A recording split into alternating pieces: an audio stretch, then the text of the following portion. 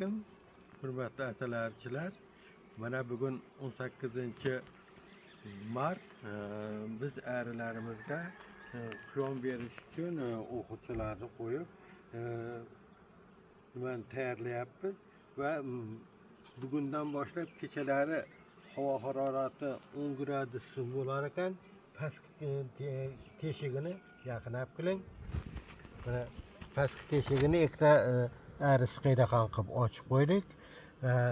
Hozir buni ochib ko'ramiz. Mana sizlarga ko'rsatyapman. Mana qandilarini yeb oladigan arilar hozir bitta, ikkita, uchta, to'rtta, beshta, oltita, yettita romda turibdi va hatto yon taxtani orqasidagi romga ham arilar o'tib o'tiribdi. 8 tada. Biz nimasini qilib bu yoshga ham kecha yo avval kuni mumparda qo'ydik. Mumpardani ishlayaptigan bo'lishi kerak. Biz qandisi juda oz qolgan, bu qandini olib tashlaymiz. Endi biz qiyom beramiz.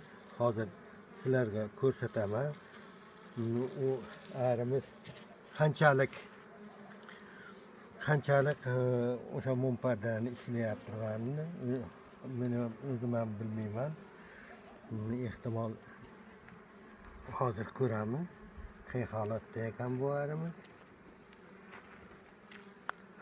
Yaxshi. Juda yaxshi. Mumpardani to'liq ishlab qo'yibdi. Bunday ko'rilishicha mana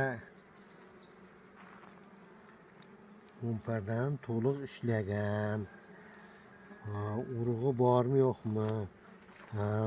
Mana bu yerlarga mana urug'lar ham mana ya'ni nima qo'ygan? Tuxum qo'ygan ari. Yaxshi arimiz. Endi buni joyiga qo'yamiz mumpardani. Ishlab qo'yibdi. Bu yog'ini ham ko'rib qo'yaychi. Bu yog'ini hali to'liq ishlagan yo'q ekan.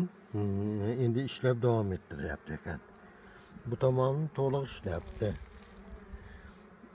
Mana buni joyiga qo'yamiz.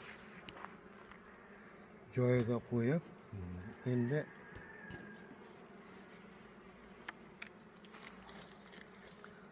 tepasida issiq nimani yoponchig'ini plyonka va issiq yopinchiqni qo'yamiz. Mana issiq yopinchiq.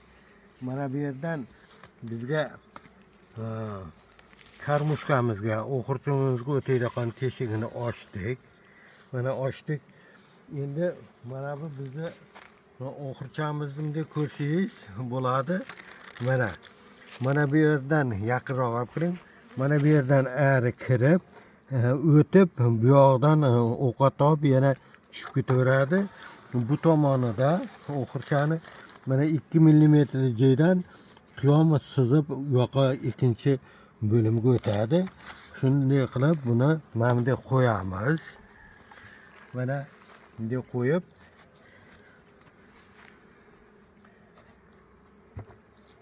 mana pastdagi teshikka to'g'ri keldi. Tepadagi teshik mana o'taydigan joyi. Shuni bunday ochib qiyomni kuyib bu bo'limiga baqa oqib o'tadi. Menga ozgina qiyomni tomizib qo'ysak, ular buganib nimani olaveradi.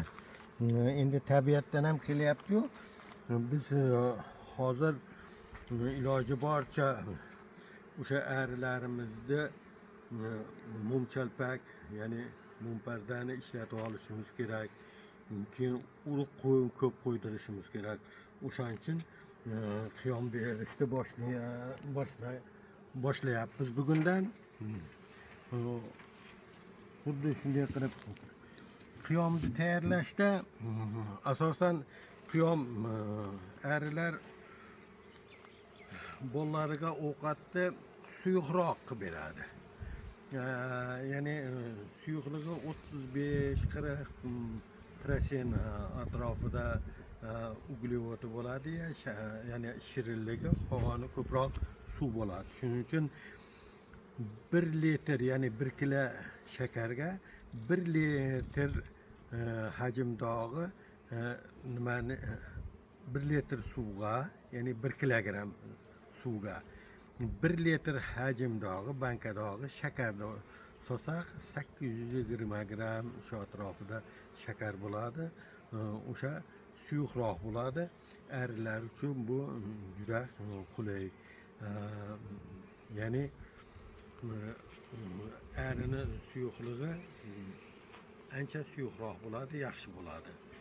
Xuddi shunday qilib biz bugundan boshlab astoydil shu oilalarimizga ovqat berib, gulchang lekin juda yaxshi gulchang kelishi yaxshi. Shundan unumli foydalanib qolishimiz kerak. Hozir bodomlar mana qiyg'osin gullagan, kechki bodomlar ham mana gullab qoldi. Undan keyin o'riklar qiyg'osh gullagan. Endi tollar gullash arafasida turibdi. Tollar gullaydi. Undan keyin achchiq gilozlar gullaydi va hozirgi mana shu 15-20 kun ichida arimlarimizni iloji boricha mum chalpak ishlatib, urib ko'p qo'ydirib nima qilsak bizni g'alabamiz bo'ladi, yaxshi bo'ladi. Ya'ni shu 1-aprel bilan 10-aprelgacha arilarimiz yoshliklarga to'lib, ikkinchi etajda ham qo'yishga muvaffaq bo'lamiz. Shunday qilgandan keyin 10-15-aprellardan boshlab tog'oldi rayonlariga ko'chamiz. U yerda bizdan jicha pastroq, u yerda boshqa o'tlar gullaydi, shira bo'ladi. Arimizda aktiv rivojlantiramiz. Xuddi sizlar ham shunday qilasizlar degan umiddaman. E'tiborlaringiz uchun rahmat.